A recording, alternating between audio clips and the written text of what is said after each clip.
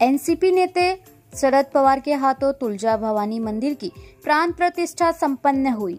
महाराष्ट्र के 3.5 शक्तिपीठों में से श्री तुलजा भवानी देवी का तुलजापुर क्षेत्र यह पूर्णतः शक्तिपीठ है। इसी शक्तिपीठ का एक रूप ठाणे में मौजूद है। ठाणे के 5 पखाड़ी गणेशवाड़ी परिसर में विधायक डॉक्टर जितेंद्र अवार्ड की संकल्पना से मां तुलजा भवानी मंदिर का जीर्णोद्धार किया गया। कल राष्ट्रवादी कांग्रेस के नेता शरद पवार ने सहपत्नी के साथ उपस्थित रहकर मां तुलजा भवानी मूर्ति की विधिवत प्राण प्रतिष्ठा की। इस खास मौके पर प्रदेश अध्यक्ष जयंत पाटिल, पूर्व मंत्री डॉक्टर जितेंद्र अवार्ड, पूर्व मंत्री अनिल देशमुख, ठाकरेगढ़ विधायक एवं मिलिंद नार्वेकर, विधायक प्रताप सरनाईक, उसी प्रकार अनेक गणमान्य अतिथियों की उपस्थिति इस कार्यक्रम में रही।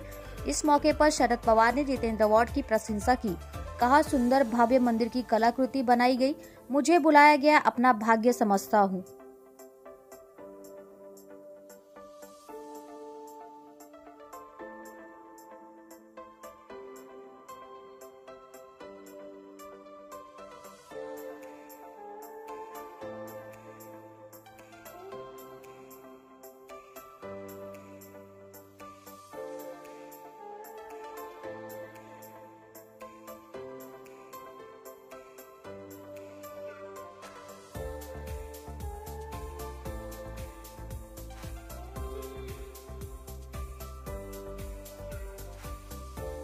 अच्छा एक वेगळा असा सण आहे। आजचा दिवस अक्षय तृतीयेचा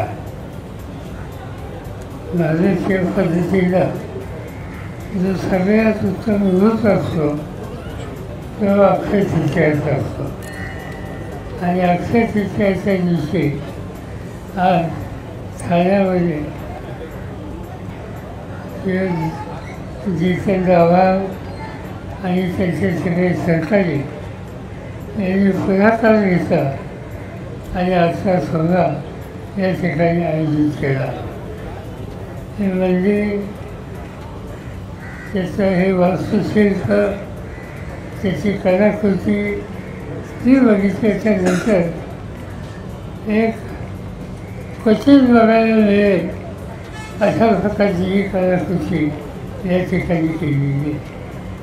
आणि माझी खात्री आहे की इथं जी व्यक्ती त्यांना महादेवाचं दर्शन घेतल्याच्या नंतर समाधानाचं लाभेल, मंदिराच्या प्रांगणात प्रवेश केल्यानंतरही त्यांना समाधान लाभेल याची मला पूर्ण खात्री आहे। मंदिराला OC/CC घ्यायची असते हेच कल्पना आम्हा कोणाच्या मनात नव्हती, पण हे जितेंद्र अवार्डांनी करून दाखवलेलं आहे की तुमच्या धर्माचं मंदिर बांधा, तुमच्या देवाचं मंदिर बांधा, पण रीतसर परवानगी घेऊन बांधा। ही एक चांगली कल्पना, नवी परंपरा त्यांनी उभी केलेली आहे आणि नागरी नियमाच्या विरोधात जाऊन ते वेगवेगळ्या ठिकाणी आपली धार्मिक स्थळं उभा करण्याचं काम लोक करतात, त्यांनी याचा बोध घेतला पाहिजे। यथोचित सगळी पूजा होऊन ते आता लोकार्पण सर्वसामान्य जनतेसाठी झालेलं आहे।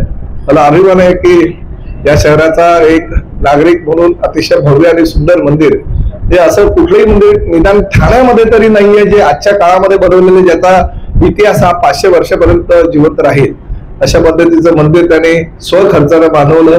आणि प्रामुख्यानं हे पहिलं मंदिर आहे ठाणे महापालिका हद्दीत येईल की महापालिकेने त्याचे अधिकृतरित्या नकाशे मंजूर करून ते अधिकृत मंदिर म्हणून त्याला मान्यता मिळाली, त्याचे प्रकारचे नकाशे सुद्धा मंजूर झालेले आहेत। त्यामुळे